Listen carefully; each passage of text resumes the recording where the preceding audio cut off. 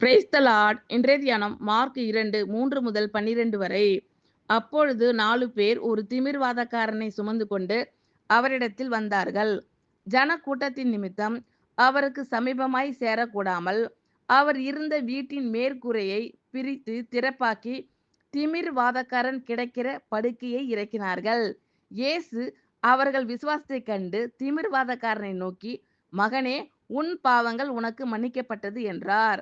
அங்கே உட்கார்ந்திருந்த வேதபாரகரில் சிலர், இவன் இப்படி தேவ தூஷணம் சொல்லுகிறது என்ன?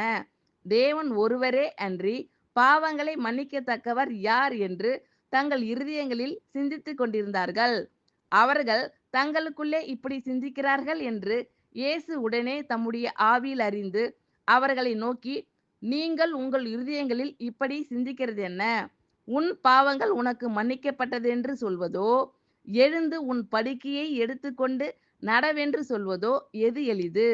பூமியிலே பாவங்களை மன்னிக்க மனுஷகுமாரனுக்கு அதிகாரம் உண்டென்பதை நீங்கள் அறிய வேண்டும் என்று சொல்லி திமிர்வாதக்காரனை நோக்கி, நீ எழுந்து உன் படுக்கையை எடுத்துக்கொண்டு உன் வீட்டுக்கு போ என்று உனக்கு சொல்லுகிறேன் என்றார்.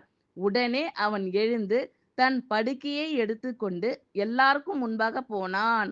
அப்பொழுது எல்லாரும் ஆச்சரியப்பட்டு, நாம் ஒரு காலம் இப்படி கண்டதில்லை என்று சொல்லி தேவனை மகிமைப்படுத்தினார்கள். ஆமென். Thank you lord. கர்த்தர் உங்கள் அனைவரையும் ஆசீர்வதிப்பாராக. God bless you all.